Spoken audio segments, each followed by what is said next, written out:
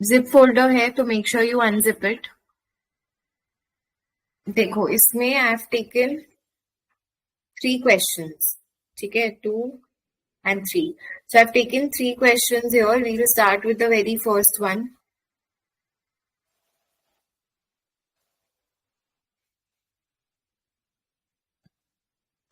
Or let me see if we can do the second one first.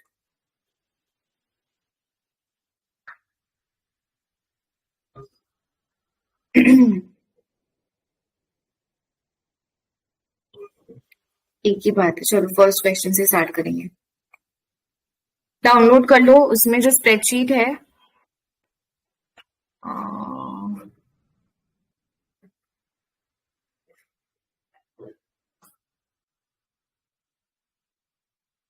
इसको भी download कर लो, ठीक है, इसमें सारे टेम्पलेट्स गिवन है।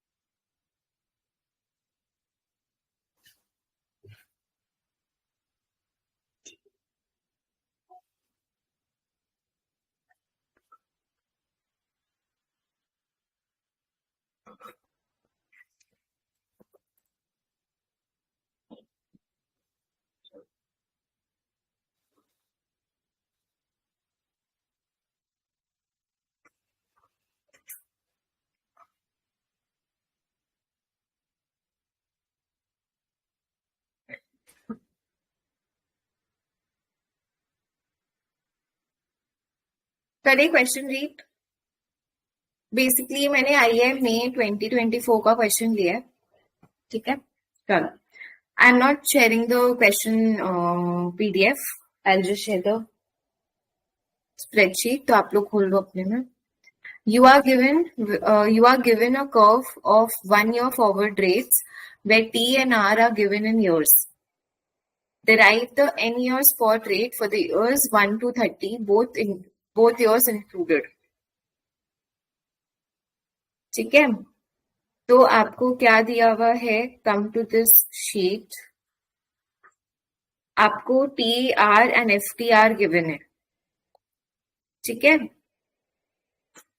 which is 1 year forward rates. Alright, आपको इसको यूज करके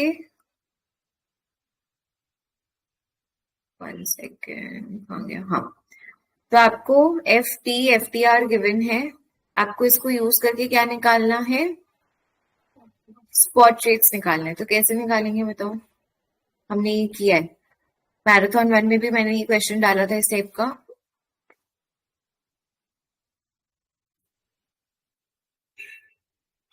बोलो बोलो, you can first take all the values if you want.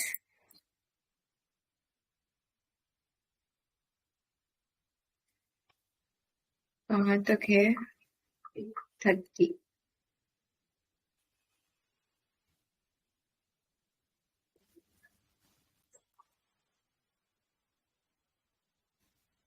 तक है, ये हो जाएगा, क्या निकालना पड़ेगा, 1 plus FT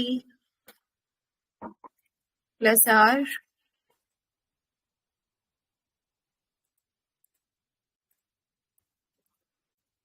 one plus this, फिर इसके बाद YT कैसे निकलेगा, ये है। अच्छा एक चीज ध्यान देना, आपके यहाँ पे R पे 1 है, मतलब इट्स 1 year होगी, ठीक है। तो टाइम 0 पे बाई 0 कुछ नहीं होता, बाय 1 से स्टार्ट करते हैं, ये वाला हमारा फर्स्ट ईयर वाला ही रेट रहता है, तो ये हम फर्स्ट ईयर वाला ही सिलेक्ट कर देंगे। सेकंड वाला क्या हो जाता है? 0 से 1 फॉरवर्ड एंड इन फैक्ट, एक सेकेंड, ये सिलेक्ट करना चाहिए मुझे, नॉट दैट। हाँ बोलो। 0 से 1 का फॉरवर्ड रेट, 1 से 2 का फॉरवर्ड रेट, अपॉन में 1/T प्लस आर -1। हम्म वाप तो बेसिकली प्रोडक्ट फंक्शन यूज करें, जैसा हमने लास्ट क्लास भी करा था। Product of these two making this is absolute. Then इसके बाद तो power to the power 1/T 1 by plus R, T plus R. कौन सा वाला? सेकेंड वाले का आर।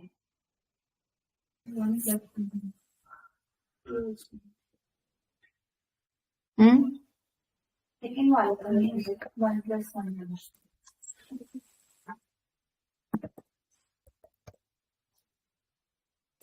सेकेंड वाले का लेंगे, क्योंकि हम लोग को डिवाइड बाई 2 करना है ना, होल टू द पावर 1/2 करना है, क्योंकि 2 ईयर्स का आप ले रहे हो तो 1। अब क्या करोगे, जब इसको ड्रैग करोगे, देखो अब जब इसको ड्रैग करोगे तो क्या होगा, प्रोडक्ट में ये 3 का आएगा एंड ये नीचे 2+1 हो जाएगा। सो 3 ईयर्स का एवरेज है ना, तो प्रोडक्ट ऑफ ऑल 3, ठीक है, ऐसे करके -1 करना पड़ेगा बाहर एक। इसको हम करेंगे परसेंटेज में चेंज एंड ड्रैग, देख लो।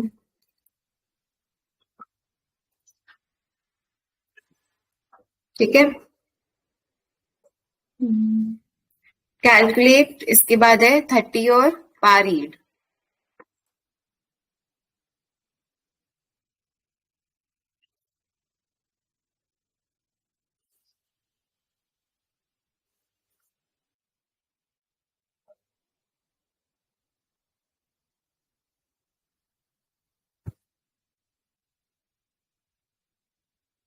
वापस दिखाना।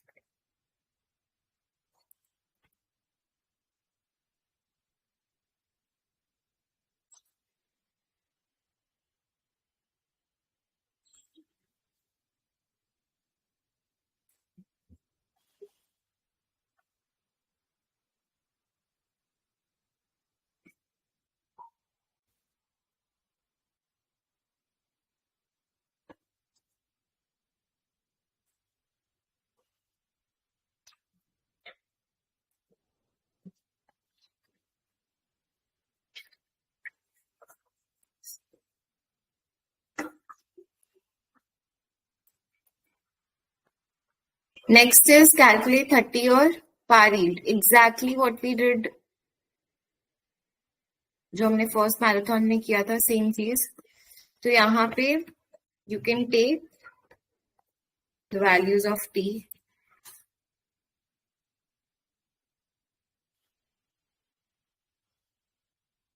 You don't need r क्योंकि सब 1 1 है. You need yt, so you can take yt from here.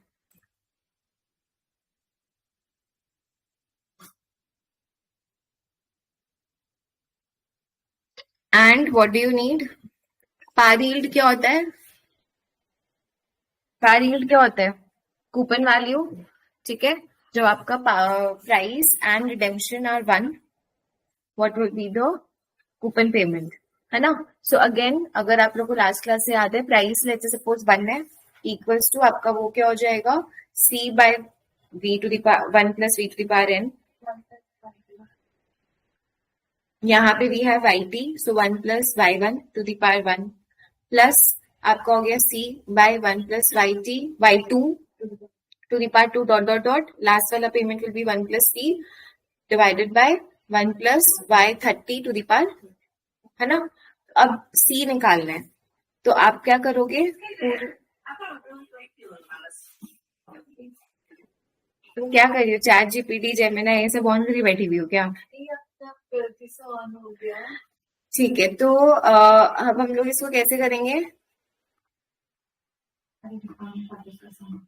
सारे डिस्काउंटिंग फैक्टर्स का हम लोग सम करके, जो सबसे लास्ट वाला उसको, और लास्ट वाले कूपन को 1 माइनस करके का सम, c कॉमन ले लो. ठीक है, राइट हैंड साइड में ब्रैकेट में क्या बचा, 1 by 1 plus y1 to the power 1, वो वाला पूरा पार्ट बचा. और एक लास्ट वाला जो हमारा टर्म है 1 बाय 1 प्लस y30 बाय 30, वो एक अलग से रहेगा, तो वो चला जाएगा उधर. तो 1 लेफ्ट साइड, तो 1 minus, we have 1 minus 1 plus yt whole to the power minus 30, है ना, वैसे चला गया उधर वो रिडेम्पशन वाला अमाउंट. एंड फिर ये पूरा डिवाइडेड बाय आपको जो राइट हैंड साइड वाला है, उसको जो आपका डिस्काउंटिंग फैक्टर्स का सम आ रहा है उससे डिवाइड कर दोगे. ये तो ये करना है. चलो लेट्स डू इट. तो ये आ गया, yn निकाल लो, vn निकाल लो, sorry, pn is 1 plus this whole to the power minus of time. 1 लेने का कोई जरूरत नहीं था, r लेने का, तो मैंने नहीं लिया. वी हैव n, उस vn आ गया. अब सम कर लेंगे इसका पूरे का, ऊपर ही करते हैं. तो सम ऑफ ये पूरा आ गया. ठीक है, तो आपका पार यील्ड हो जाएगा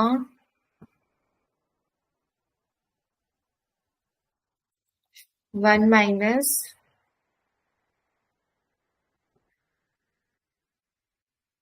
v टू द पावर 30.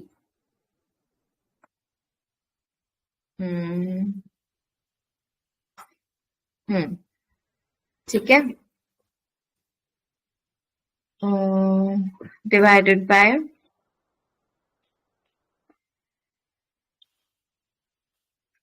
सबका sum gives you the par yield. देख लो,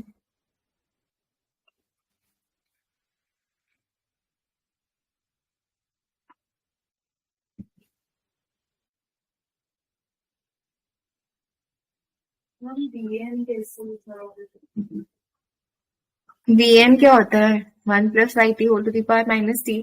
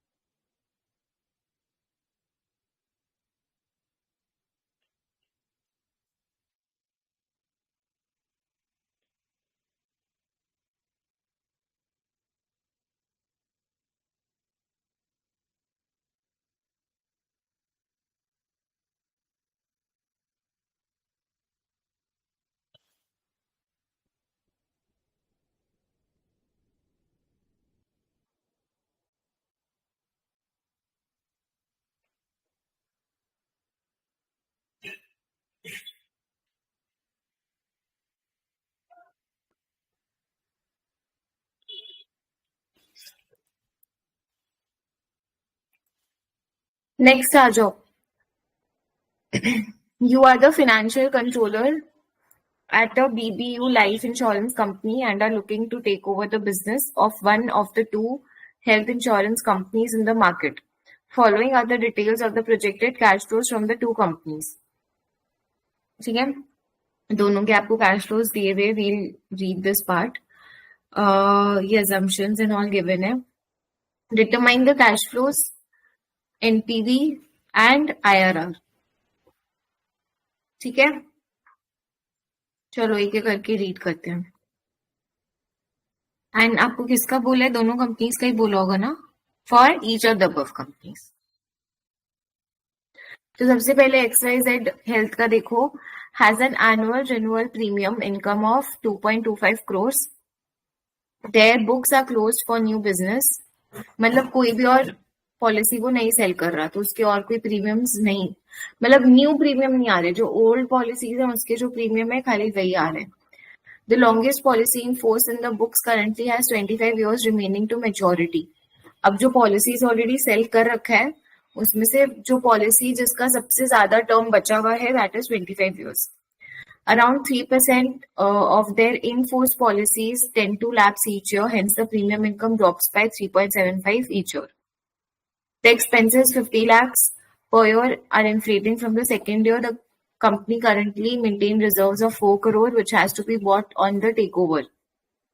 This can be used to pay claims which are expected to be 80 lakhs in the first year, growing by 5% every 5 years. So every 5 years 5% से grow करेगा, not per annum, every 5 years. One time initial cost of takeover is 5 crores. Investment yield is 30 lakhs per year and growing at the rate of 3% per annum. तो ये पूरा cash flows है XYZ का.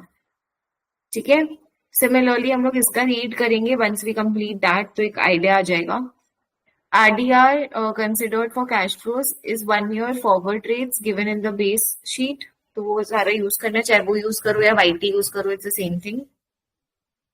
Inflation दे रखा है, taxes दे रखा है, renewal premium and investment returns पे. Assume there is no interest earned on reserves. Reserves can be used to pay claims till the time reserves gets exhausted. No taxes on negative returns for each of the companies calculated. थोड़ा tricky question है, out of the box है, no doubt.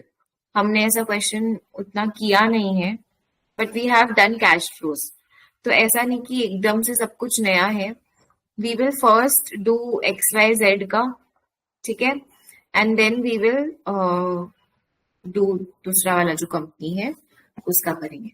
ठीक है, चलो तो let's do one thing. आपको सारे ये लिखने हैं. अगर आपको सारे इनपुट्स लिखने हैं तो आप लिख सकते हो, अगर नहीं भी लिखना है it's fine, but basic inputs कुछ कुछ लिखना पड़ेगा. So what I am doing is I am taking the inputs. आप लोग उसको टाइप करोगे, मैं यहाँ पे ले रही हूँ ऑलरेडी जो मेरे पास लिखा हुआ है. ठीक है, I have this with me. आप लोग को ये पूरा लिखना पड़ेगा. ठीक है, टाइम पीरियड हमारा मैक्सिमम 25 इयर्स दे रखा है. जो पॉलिसी है तो पूरा 25 इयर्स का हमें निकालना पड़ेगा. Premium income at the start if you can work in lakhs. ठीक है, जैसे इन्होंने भी लैक्स में वर्क किया, so we'll work in lakhs. कितना दे रखा है premium in the first year? इन्होंने क्रोर्स में वर्क किया, क्रोर्स इन लैक्स, तो लेट्स वर्क इन लैक्स. तो हम लोग क्या बोलेंगे, 225 क्रोर है ना, तो लैक्स में कन्वर्ट करने से वो 225 हो जाएगा. एक्सपेंसेस एट द स्टार्ट है कितना है, 5 क्रोर्स की 0.50 लैक्स. रिजर्व्स कितना दे रखा है, 4 क्रोर्स, तो 400 हो जाएगा.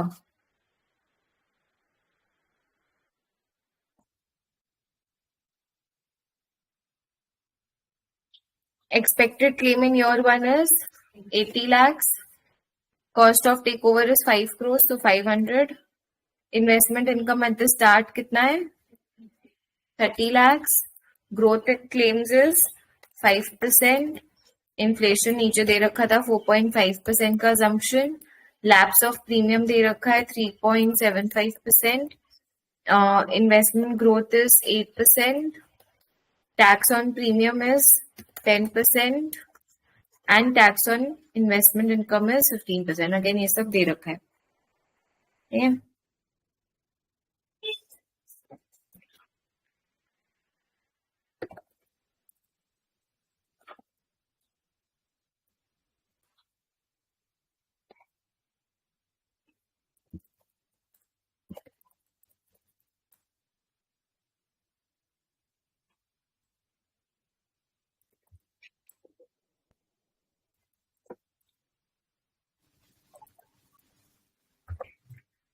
ये मैं ना रीनेम कर दूंगी इसको.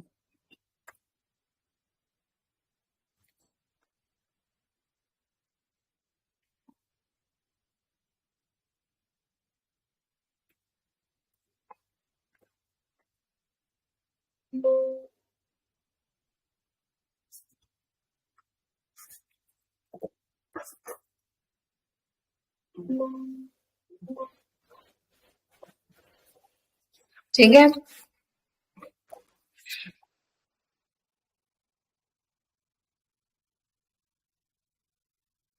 Let's start. We will start with time.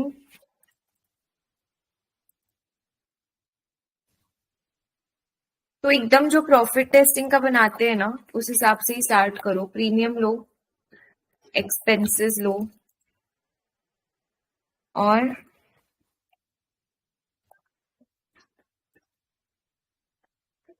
Claims ले लो. एक्सपेक्टेड क्लेम जो है आपका.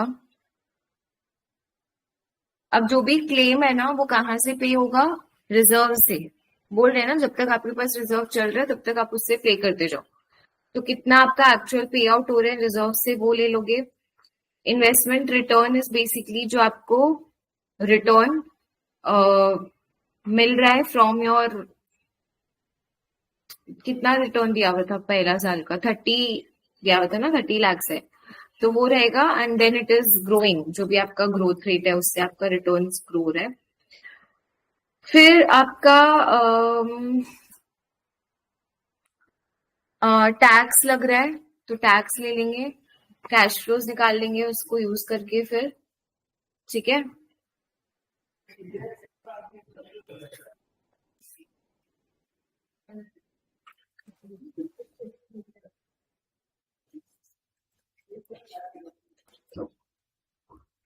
So let's take it till 25.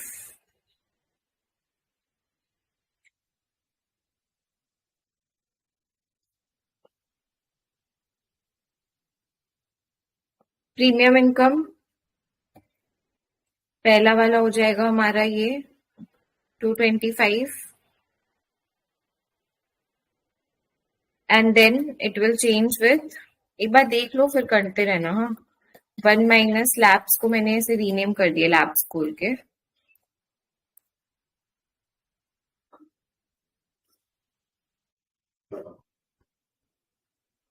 ठीक है. एक्सपेंसेस कितना दे रखा है शुरू का? बोलना.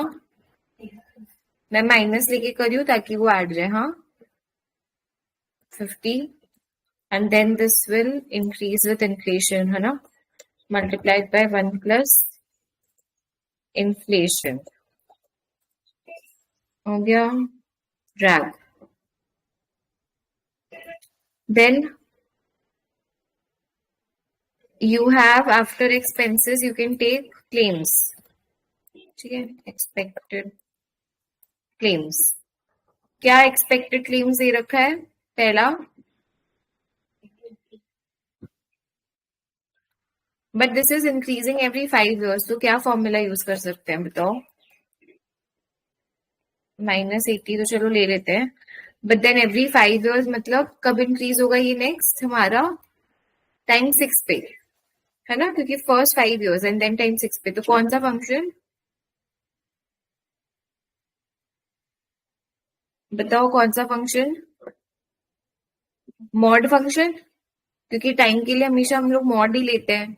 इफ मॉड मतलब बेसिकली डिवाइड अगर आप कर रहे हो उस नंबर को एंड आपका वैल्यू डिवाइड करने से जीरो आ रहा है, मतलब जो रिमाइंडर होता है बेसिकली, है ना, तो मतलब वो इसका है। रुको देखो मैं बताती हूँ कैसे करेंगे।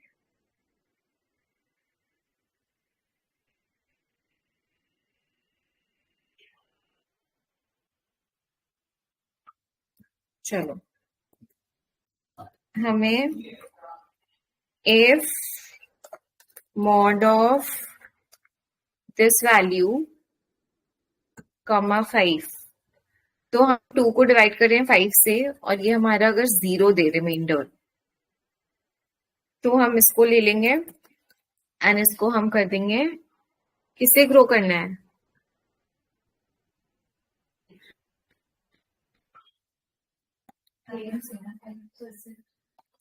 5% से ग्रो करना है, ग्रोथ इन क्लेम से, otherwise we will just keep it as this. एक बार करके देखना तो आता है कि नहीं। नहीं, ये यहां से आ गया। So how to change this? You can do one thing. We can do one thing. यहाँ पे एक बार ध्यान देना। You can do two things in fact. Either you can do A21 minus 1. तो उससे क्या होगा? 2 minus 1 1 हो गया। 1,5 तो वो रिमाइंडर 0 नहीं आ रहा। जब आप 6 पे जाओगे तो 6 minus 1 5 आएगा, तो रिमाइंडर आपका 0। 5 divided by 5 reminder. 6 minus 1 divided by 5. हाँ, रिमाइंडर चाहिए होता है ना, मॉड में आपका रिमाइंडर आता है। अब आ जाएगा, देखो अब यहां से आ रहा है, फिर 11 से आ रहा है, 16 से आ रहा है, सो ऑन, है ना। ठीक है, ये आपके क्लेम्स हो गए।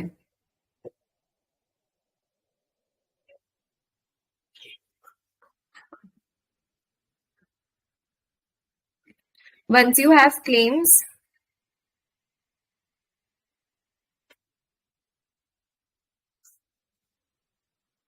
last value is 97.24, देख लो।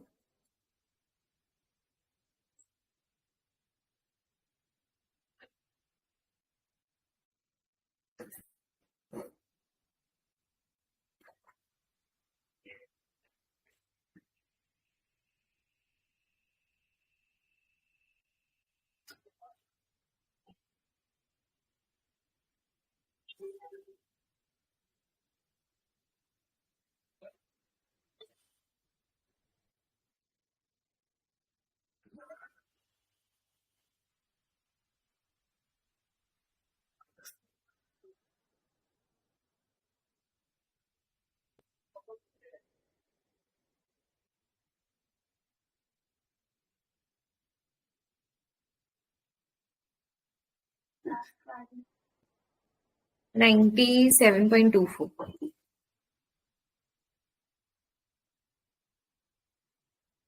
अब एक चीज समझे।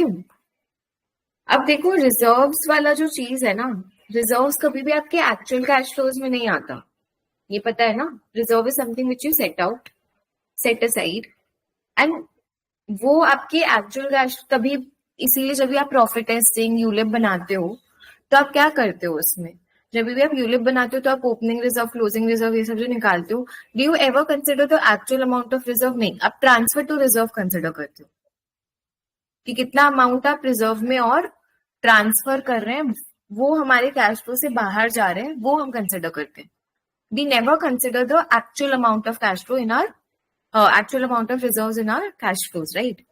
Similarly, यहाँ पे reserves is 400 at the start, and we are not adding anything to the reserves again, right? They are saying कि जब तक आपके पास रिजर्व है तब तक उस रिजर्व से आप अपना क्लेम्स पे आउट करते रहो।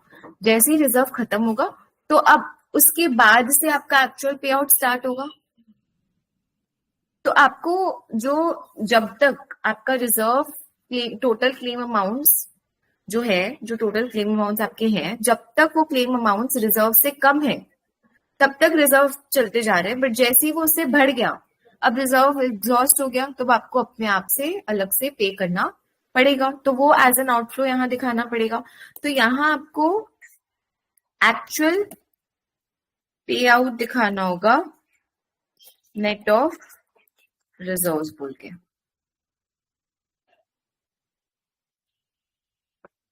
ठीक है,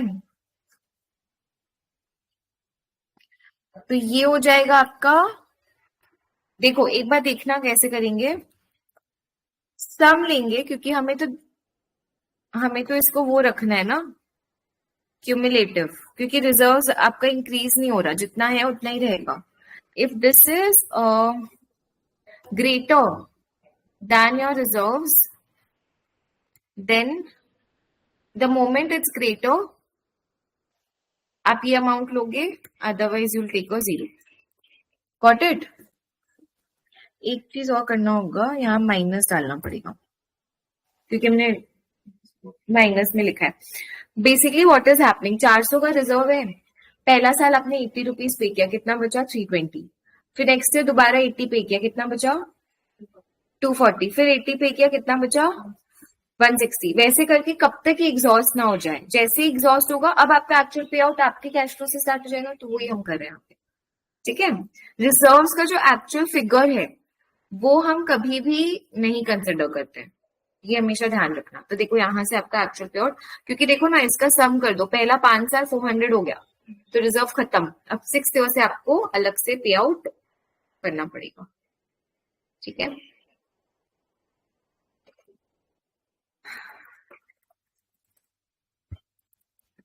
that is why II papers are a little tricky, no doubt, but it's good, but tricky होता है, कुछ ऑप्शन नहीं है हमारे पास। हमारा इन्वेस्टमेंट इनकम ये है, इसके बाद से it will increase by how much, growth.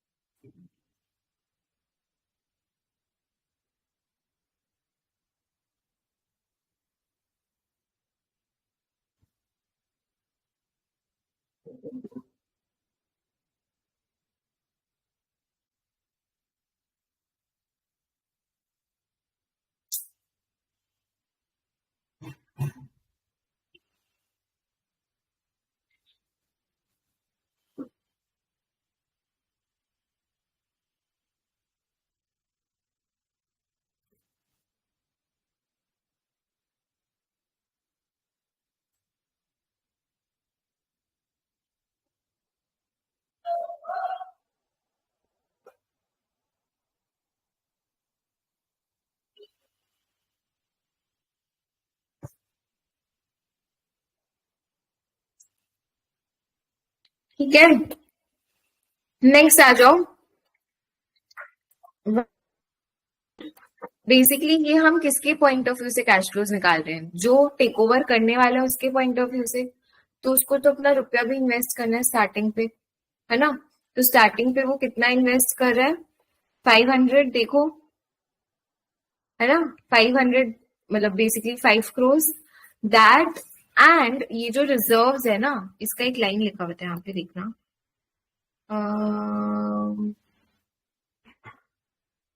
देखो, the company currently maintains reserves of 4 crores which has to be bought on takeover।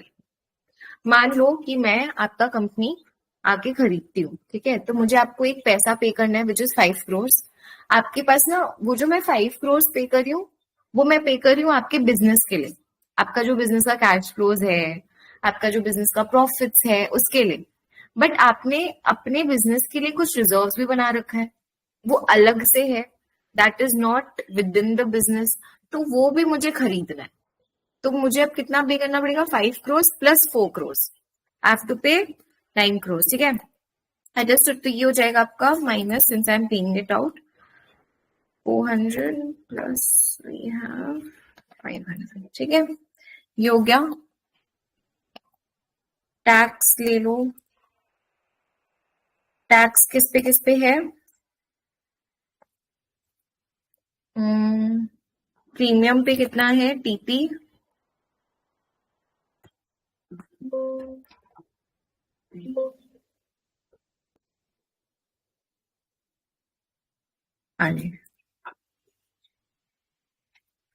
Plus returns पे है टीआई, ठीक है।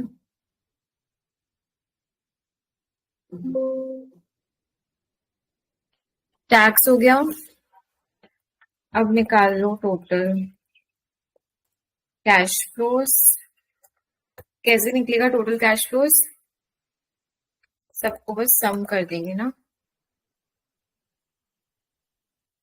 आई थिंक क्लेम्स हमें नहीं लेना पड़ेगा, क्लेम्स हम नहीं लेंगे,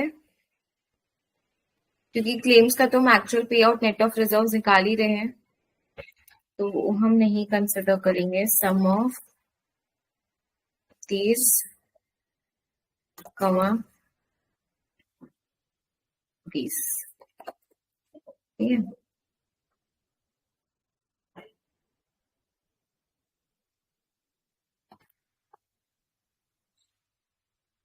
वंस यू हैव दिस, इन्होंने बोला है फॉरवर्ड रेट यूज करने, आप वो भी यूज कर सकते हो। You can also take spot rate since they have mentioned clearly forward rates, so I will take the forward rate itself.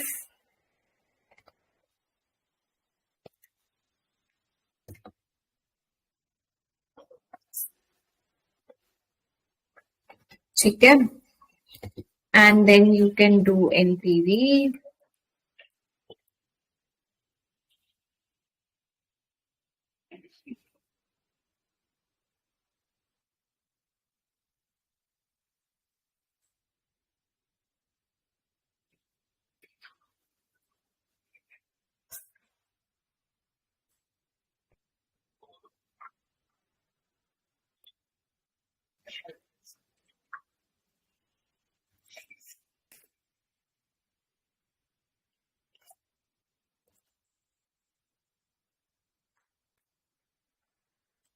इसको एक ट्रिक है यहाँ पे, प्लीज देखना।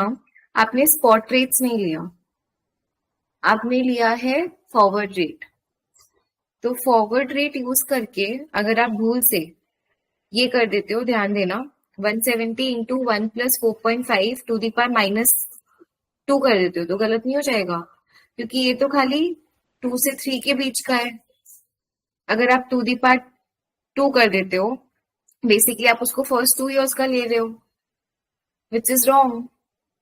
तो या तो आप स्पॉट रेट्स लेके करो। अगर आप फॉरवर्ड रेट्स ले रहे हो तो आपको क्यूमुलेटिव इफेक्ट दिखाना होगा। कैसे दिखाएंगे? देखो, नीचे से स्टार्ट करेंगे। This is the cash flow, है ना। ये कब का है? टाइम 25 का है, ठीक है। तो ये वाला जो कैश फ्लो है हमारा टाइम 25 का, ये वाला रखेंगे, प्लस इसको टाइम 25 पे ही रख रहे हैं हम लोग, प्लस हम लोग क्या कर रहे हैं,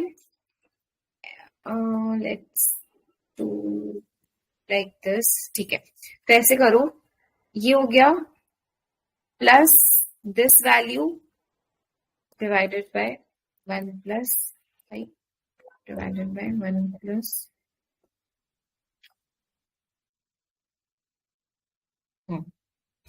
25 से 26 के बीच का।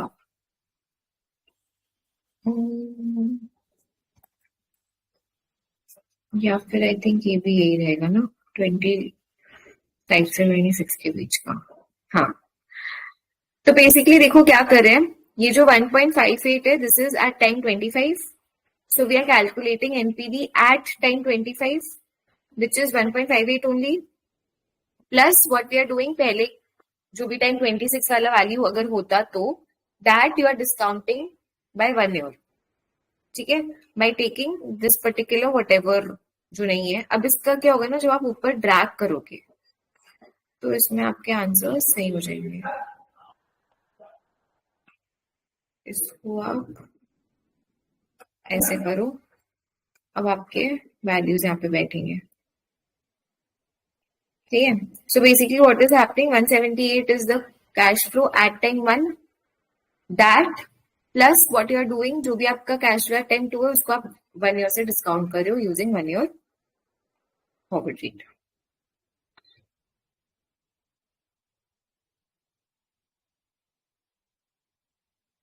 ठीक है।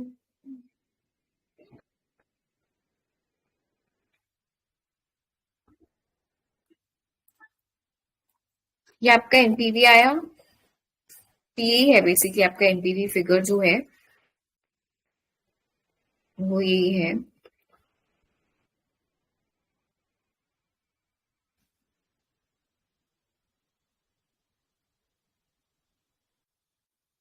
Unexpected means if वाला function से हाँ,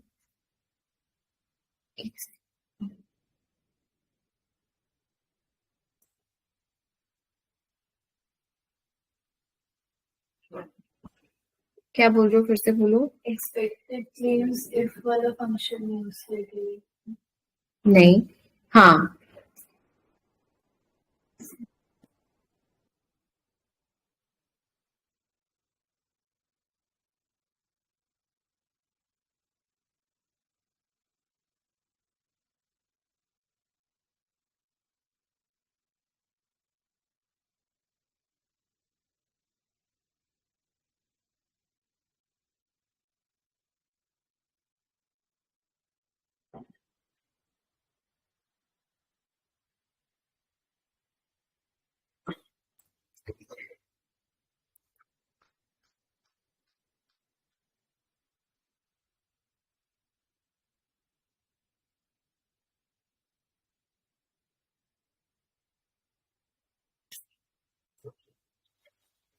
अब आईआरआर के लिए लेट्स डू वन थिंग, यहाँ पे एक बना लेते हैं अलग से, let's take it as 5% NPV at IRR. तो इसमें सिंपल रहेगा, इसमें you can take the total cash flow multiplied by 1 plus इसको एब्सोल्यूट कर दो whole to the power minus of time in years, drag करो,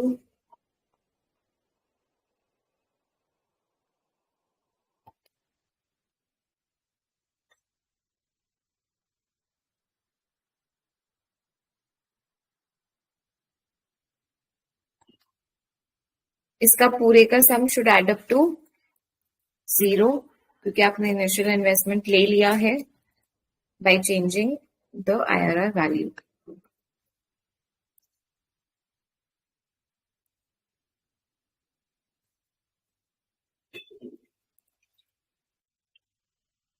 Data what if Cozy change it to 0 by changing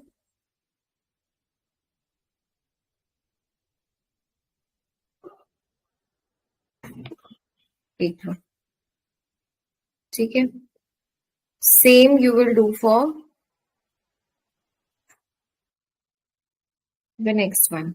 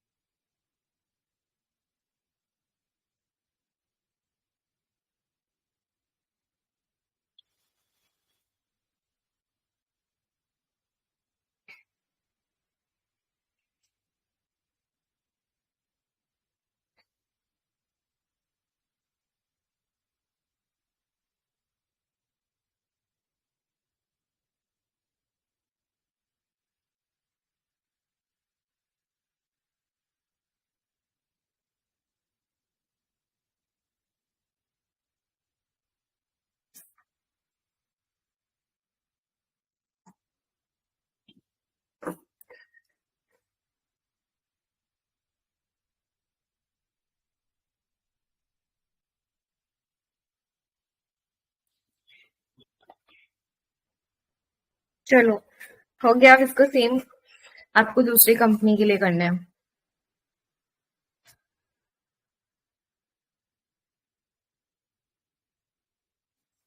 करो इसको।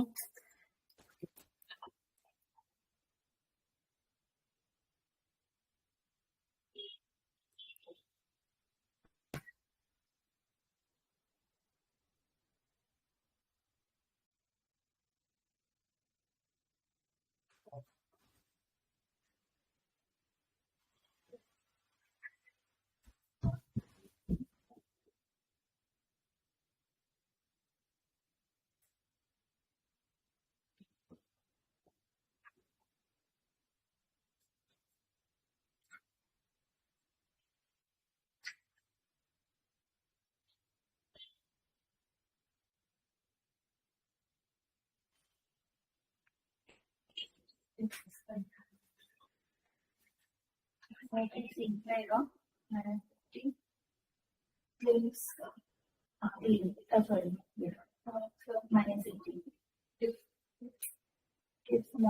मेरा भी लास्ट का value है।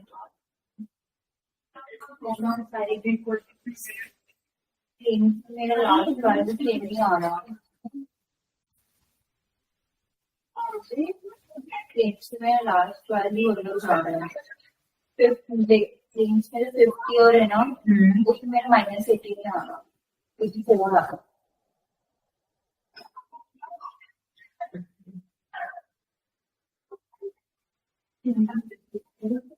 more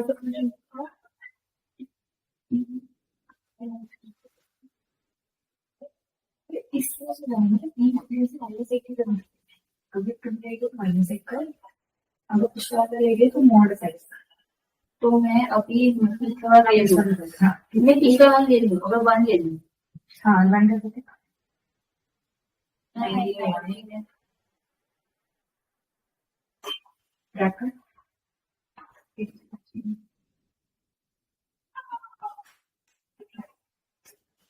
वो वाला ले रही तो मैंने सर पिछला ले रही है तो अच्छा।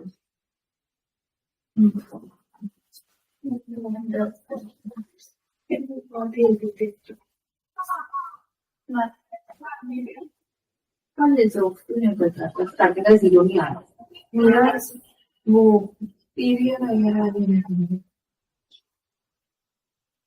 निकाला तो और हो गया 8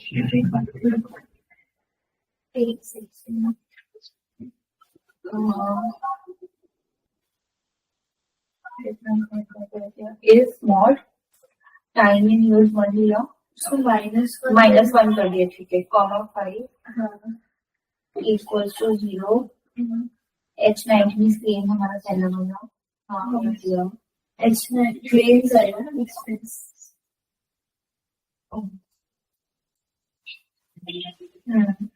into 1 plus the क्लेम्स वाला दिया है 5% वाला।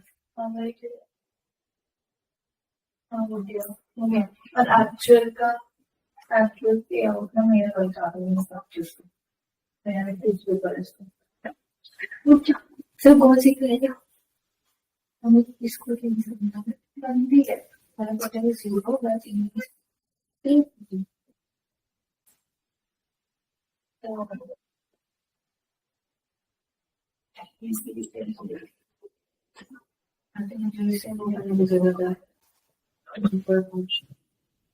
हाँ इसमें 900 डिजिट नहीं फॉर्म अब ऐड कर दिया 500 और हाँ माइनस कोई कहाँ बच्चे लगते हैं क्या इंक्रीज कर जानी चाहिए ये पहले वाले साल का रहने लगा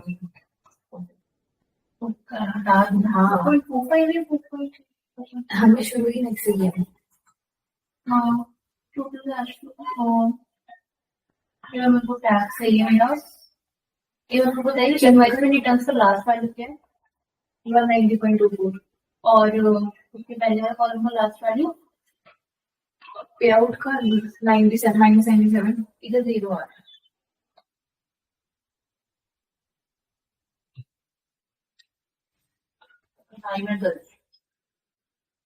तूने एक ऊपर से शुरू कर दिया बस। क्या नीचे से शुरू कर, फोर से करना है ना, मैंने जीरो करा थोड़ी। हाँ, इस पे तेरा आना ही जीरो चाहिए। हाँ, तभी तो बोला तेरा एक एक्स्ट्रा होता तेरा, तो 1 से वापस लिखो फॉर्मूला। तूने ऊपर फॉर्मूला लिखा था? नहीं, मैं 1 पे लिखा था, मैं गलती आ रही थी, मैं जीरो कर रहा था। एक बार गलती कर इसको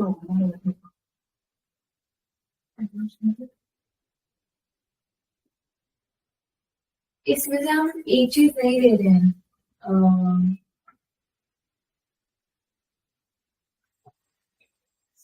हम सिर्फ एक्चुअल वाला ले रहे थे।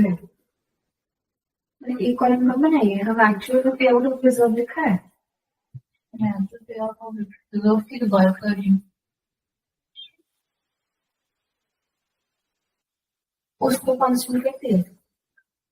ये सारा मैंने फिक्स, मेरे को फॉल्स से दिखाई हो 1 वालेगा, मैंने खुद ले लिखा, नहीं लिखा मैं, तो बोल डबल क्लिक कर ऊपर फॉर्मूला, अभी डबल क्लिक करनी है। अच्छा तुम देखिए मैं क्या करती हूँ।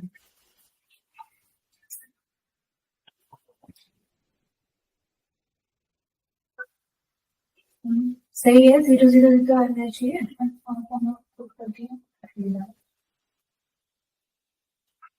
सम करके फिर क्या ये 0 0 सम, ये तेरा रिजर्व है। नहीं, ये H20 तेरा अच्छा यहाँ से शुरू है।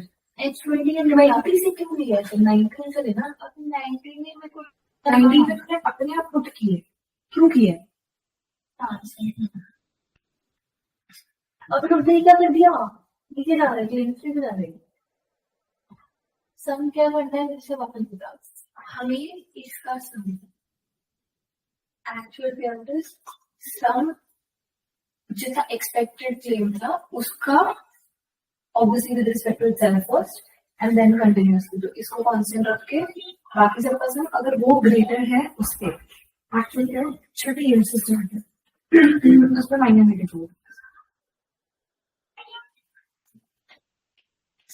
6 पे भी 0 आएगा।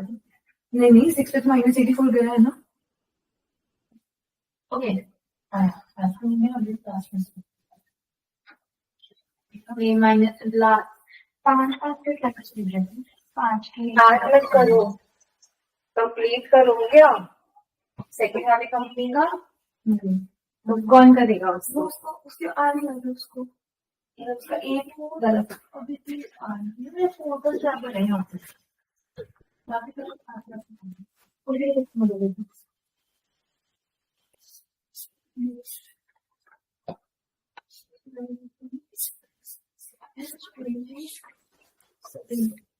एक बजे ठीक है, चलो नेक्स्ट आ जाओ। नेक्स्ट कंपनी रीड करते हैं। PWR Health has an annual renewal premium income of 12 crores।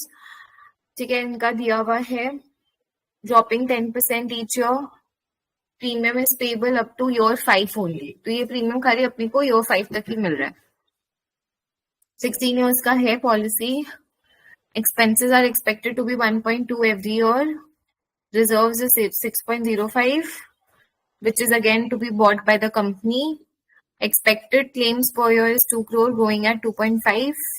Company invests aggressively in equity and hence returns are expected to be volatile. Projected investment values and expected returns on the fund are given in the workbook.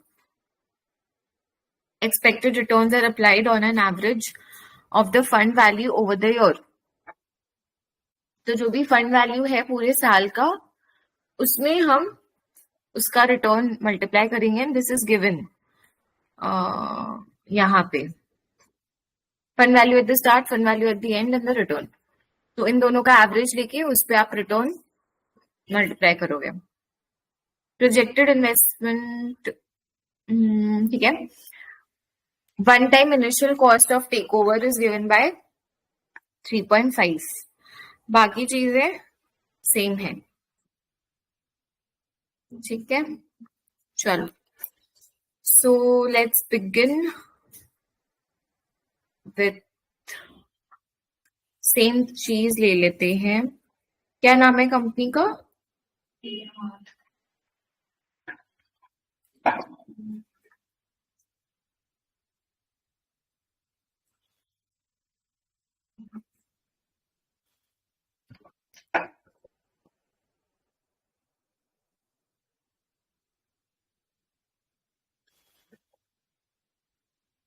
PMR।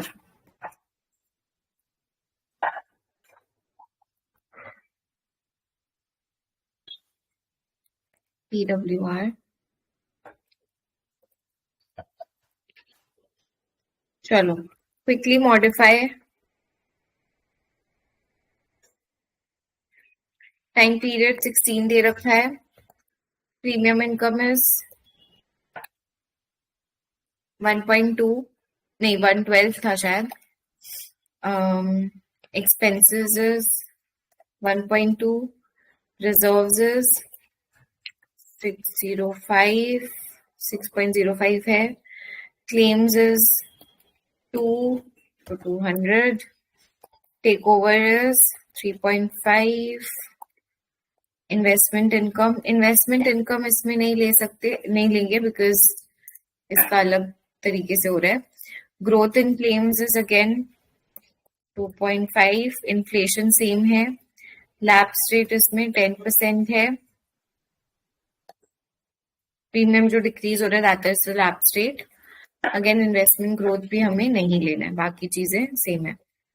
You can again for the time being copy this, ठीक है। Time in yours will go from 1 to 16।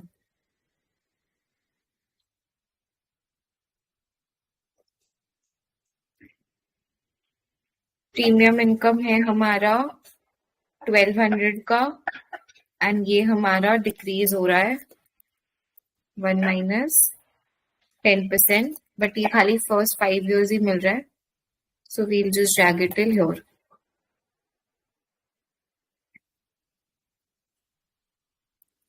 You can take it from here, ठीक है। ये 0 से कर लो क्योंकि पहले वाले के लिए भी वैसे ही करा था।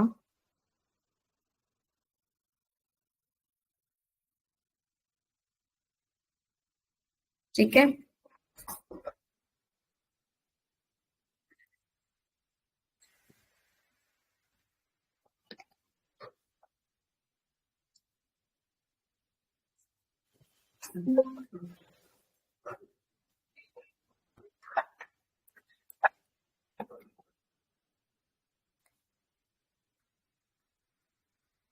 इसको एब्सोल्यूट नहीं करा ना, इसीलिए गलत आ गया।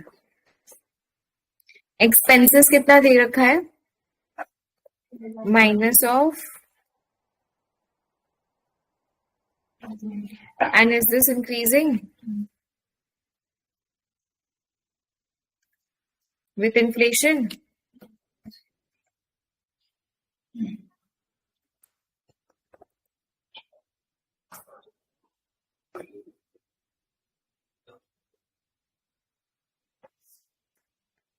क्लेम्स, एक्सपेक्टेड क्लेम्स अब कैसे निकालोगे? कितना दे रखा है?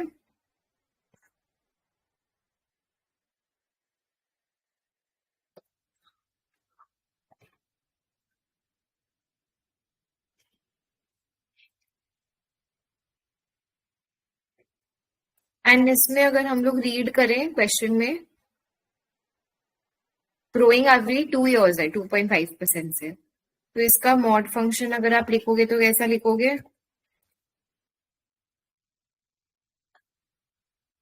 Again you can do -1, 2 equals to 0, then it should be this multiplied by 1 plus growth in claims, otherwise it's just this.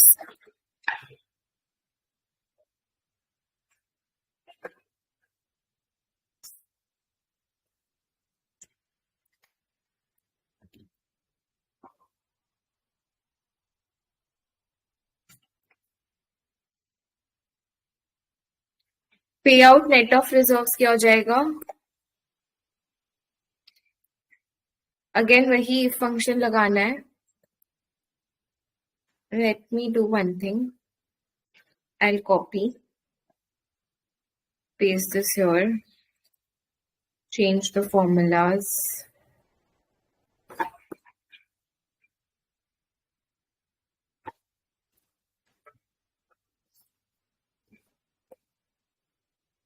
Mm.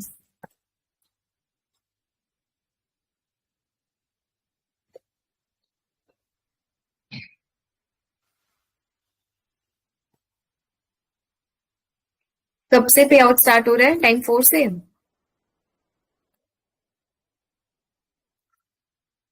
ठीक है.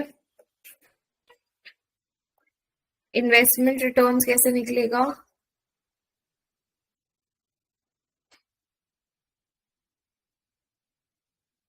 ये हमने किया है. क्या बोला क्वेश्चन ने? Average of the fund values multiplied by returns earned. We are working in lakhs, तो ये देखो इसको डिवाइड करना होगा आपको 1 लाख से. 1 2 3 4 5, क्योंकि we are working in lakhs ना, इसीलिए. ठीक है. One time capital again is how much? आपका cost of take over plus reserve. That's a one time capital. Tax कितना दे रखा है? Is the same. प्रीमियम पे टीपी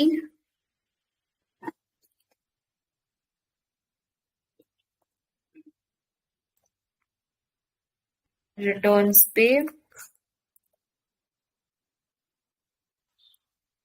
टीएन. एक हो जाता है तो दूसरा फिर इजी हो जाता है.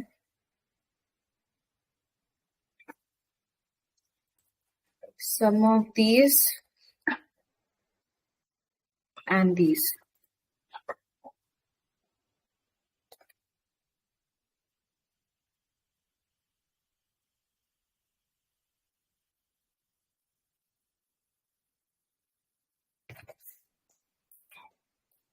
Forward rates, if you want, you can take it from here only. NPV का formula, if you want, you can copy.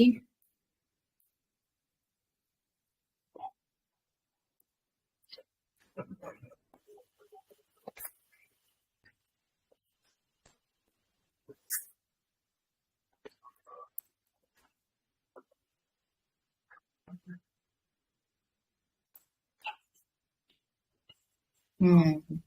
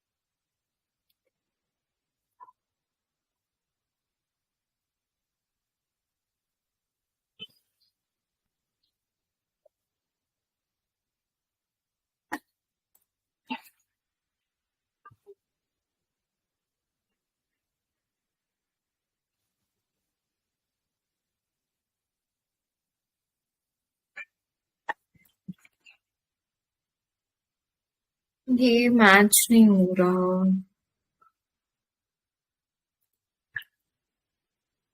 Ma'am negative returns पे टैक्स नहीं लगाएंगे, ऐसा कुछ नहीं. करेक्ट. हमारे यहाँ पे नेगेटिव आ रहा है, उसमें नेगेटिव नहीं था. तो एक फंक्शन लगाओ फिर इसमें.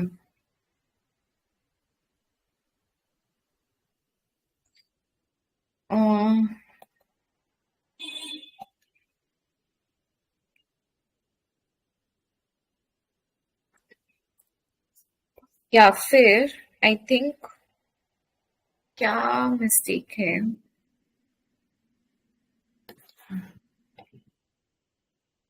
अच्छा, I got my mistake. I think नहीं, सही है। क्या बोला इन्होंने नेगेटिव रिटर्न टैक्स के लिए? कहाँ लिखा है ये चीज? There is no taxes on negative returns but losses to be taken. Okay,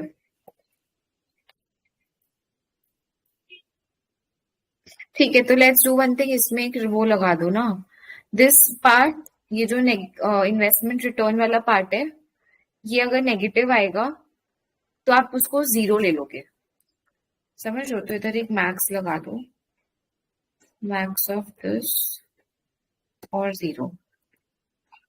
I think देखना अब सही आ जाएगा। Correct, good.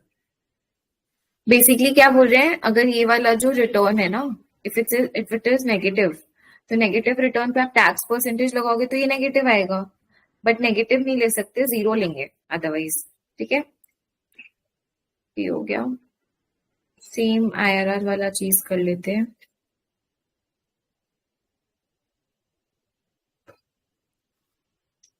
यहाँ पे फंक्शन ले लो,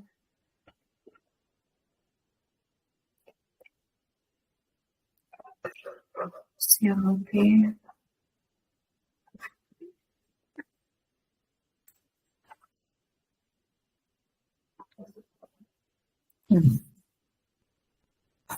ठीक है, इसको जीरो करेंगे। Data what if goal seek by changing this 5.29%, देख लो।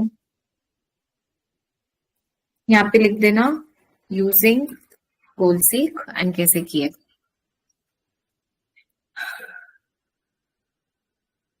फिनिश करो इसको। खाली टैक्स वाला पार्ट थोड़ा चेंज हुआ है, अदरवाइज सब सेम है।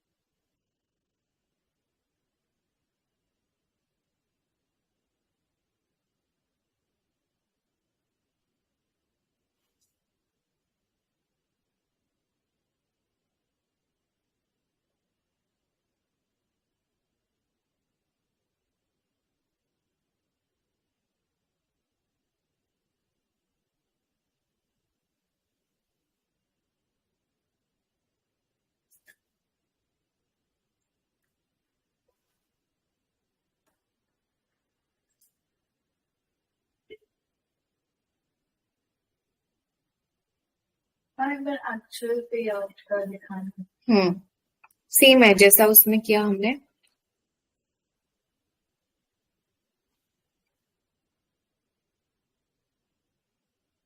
एक बार ना नेक्स्ट क्वेश्चन रीड करते हैं, फिर I give you all time to complete because ये थ्योरी है। Which of the above two companies is a better measure for project viability? Comment on the results found in part 2. Which of the two should PBU company take over? तो कौन सा better measure है and which one you should take over? तो बताओ एक एक करके। In terms of सबसे पहले NPV किसका better आ रहा है? इसमें 70 है, इसका 27 है, तो सेकंड कंपनी इज बेटर, है ना। बट ना फर्स्ट क्वेश्चन थोड़ा इन्होंने वर्डिंग मिस्टेक करा है क्वेश्चन में। Which of the two companies is a better measure for project viability, it actually होना चाहिए which of the above two measures. They want to compare NPV and IRR, तो वो question थोड़ा अलग है। तो NPV and IRR, NPV versus IRR कौन सा बेटर होता है ये बताओ। बताओ क्या लिख सकते हो। एनपीवी, अगर आप बोल रहे हो कि एनपीवी बेटर है, तो एनपीवी क्यों बेटर है? बिकॉज एनपीवी से आपको एक क्लियर अमाउंट पता चलता है, आपका जो भी वैल्यू ऑफ द प्रोजेक्ट होगा एट द स्टार्ट, या तो प्रॉफिट ऑफ द प्रोजेक्ट है, profit that you are getting, the actual profit that you will get from your project, तो वो अमाउंट आपको पता चलता है, उससे आपको पता चलता है whether the project will be profitable और not and it is viable और नॉट। अब एक चीज और कोई ये बोल सकता है नहीं आईआरआर बेटर है, तो आईआरआर कैसे बेटर है? Because you can compare it with the other project का IRR. Now ma'am we can also compare the NPV, but NPV usually comparable नहीं होता है because of the scale of project. मान लेते हैं कि सुनो ये सब चीज ना तुम लोग इग्नोर कर रहे हो, बट 4 5 मार्क्स का आएगा तो तुम लोग को 0 मिलेगा बिकॉज तुम लोग कुछ भी लिख के आते हो। तो एनपीवी क्यों कंपेरेबल नहीं है? Because of the scale. मान लेते हैं I am doing one particular, I am searching for a project and at the same time Mukesh Ambani is searching for a project, तो obviously the scale of the project which I will be searching for and he will be searching for will be different. So NPV जो मेरा आएगा and उसका आएगा can be different. Similarly मेरे साथ भी ऐसा हो सकता है कि मेरे पास 2-3 प्रोजेक्ट अपॉर्चुनिटीज हो जिसमें से एक में बहुत हाई इन्वेस्टमेंट चाहिए। जैसे इस केस में अगर आप देखो हमारा एक में आपका इनिशियल इन्वेस्टमेंट चाहिए कितने का, 350, और एक में चाहिए 500। तो एक में 3.5 करोड़, एक में 5 करोड़, डिफरेंस है, ऐसा नहीं है, 1.5 करोड़ का डिफरेंस है। तो हो सकता है किसी में आपको डबल डिफरेंस आ जाए, किसी में ट्रिपल डिफरेंस आ जाए इन्वेस्टमेंट का, तो उसके अकॉर्डिंग आपका एनपीवी का अमाउंट चेंज होगा। सो हमेशा खाली ये चेक करना कि एनपीवी किसका हायर है, पॉजिटिव नेगेटिव है, may not be the viable method. But IRR अगर आप मेजर कर रहे हो तो IRR gives you the discount, gives you the return जो आपको एक्सपेक्टेड है from your project, and that return you can compare with your, जब आप लोग CB1 में भी पढ़ते हो ये चीज एंड हम लोग आगे जाके और भी पेपर्स में पढ़ते हैं, you compare it with your expected return. मतलब आई वॉज एक्सपेक्टिंग, या फिर जिसको हम लोग कॉस्ट भी बोलते हैं, कॉस्ट ऑफ कैपिटल बोलते हैं, आई वॉज एक्सपेक्टिंग कि मेरे को मिनिमम 5% इसमें से रिटर्न चाहिए। तो अगर मेरा आईआरआर 6% है या anything above that particular threshold limit जिसको हम लोग बोलते हैं, तो it's a good project, otherwise it's not. तो IRR is a better measure in terms of measuring the different projects, comparing different projects, because it's easier to compare. And NPV में there is a barrier कि भाई scale of the project can be different and so the amount can be different. So हमेशा आपको एक अच्छा comparison नहीं मिलेगा, but at the same time आपको value of the project पता चल जाता है at the start, जिससे आपको पता चलता है आपका प्रोजेक्ट प्रॉफिटेबल होगा कि नहीं। ये हो गया first part of the question. Second part बोला है कि कौन सा क्या बोला है क्वेश्चन में, कमेंट ऑन द रिजल्ट्स। तो अब हम लोग क्या बोल रहे हैं, एनपीवी किसका हायर है? एनपीवी फर्स्ट वाले का कितना है, 27, और सेकंड वाले का 70 है, और फर्स्ट वाले का 27 है।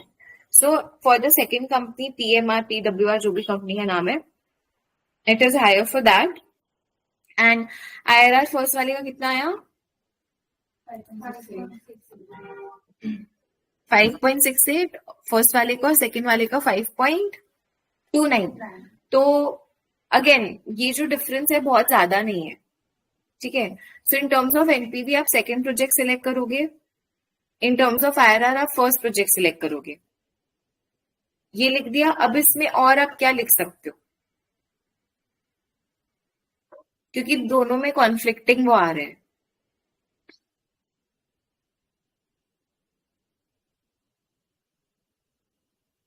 एक चीज ध्यान देना, in case of the second company अगर आप कैश फ्लोज देखो तो कंटिन्यूसली काफी सालों तक कैश फ्लोज नेगेटिव है। देख रहे हो, दिख रहा है total cash flows for the second company काफी सालों तक नेगेटिव है। बट अगर आप इसमें आओ तो यहाँ पे फर्स्ट वाले में आपका उतना नेगेटिव कैश फ्लोज नहीं है। तो अगर आपका कंटिन्यूसली एवरी और नेगेटिव कैश फ्लो आ रहा है तो ईयर ऑन ईयर आपका जो प्रॉफिटेबिलिटी वो आप कैसे मेंटेन करोगे ऑफ द प्रोजेक्ट, ठीक है। तो ये एक पॉइंट आप बोल सकते हो। फिर एक पॉइंट आप बोल सकते हो कि जो सेकेंड प्रोजेक्ट है that is for how many years, first वाला इज 25। तो फर्स्ट वाले का नंबर ऑफ ईयर्स ज्यादा है तो it becomes more risky compare to the second one, so it becomes more volatile. तो ये दोनों चीजें, दोनों मतलब दोनों एस्पेक्ट आप ट्राई करो कवर करने का, not only the first aspect. NPV के टर्म्स पे समझाओ, आईआरआर के टर्म्स पे समझाओ, फिर दोनों का एक एक पॉइंट एडवांटेज डिसएडवांटेज का बता दो। एक क्लियर कट आंसर नहीं दे सकते इस केस में, क्लियर कट नहीं दे सकते। Always have to, you are acting as a consultant, so you have to give both the angles to your client.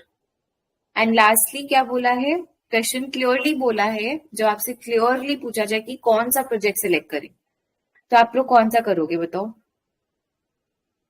In terms of number of years अगर आप देखो तो second is better, but number of years बहुत gap नहीं है, 16 years और 25 years में बहुत गैप नहीं है।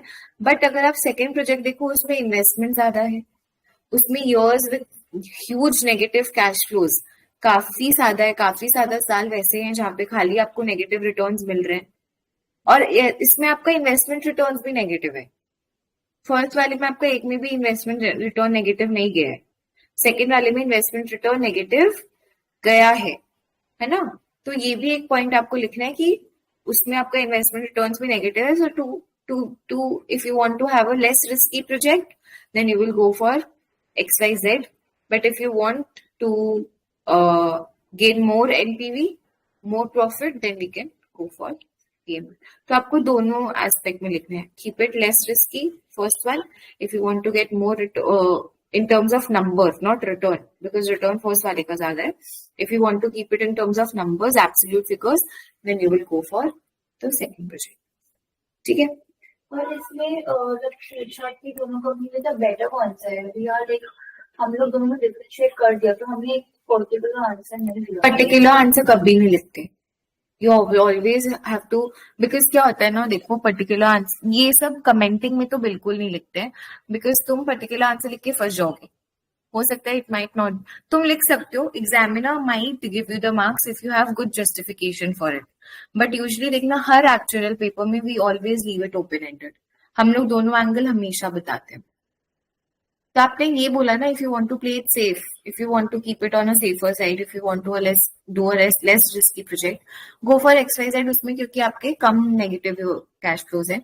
If you want to only purely on the numbers कि मुझे हायर अमाउंट ऑफ प्रॉफिट चाहिए, then go for the second one with reasoning. But अगर तुम हाफ ऑफ द पार्ट लिखोगी तो भी मार्क्स मिलेगा, क्योंकि यहाँ पे एनीवेज 4 मार्क्स के, आई थिंक 4 मार्क्स के है ना, हाँ। तो यहाँ फिर भी मिल जाए, but usually try to keep it cover both the angles. तभी हमने एनपीवी आईआरआर लिखा एंड फिर दोनों का एडवांटेज डिसएडवांटेज बताया, ठीक है। चलो तो let's do it in your, इसको कंप्लीट करो एंड नेक्स्ट क्लास फिर हम लोग नेक्स्ट वीक ये बाकी दोनों क्वेश्चंस कंप्लीट करेंगे, ठीक है।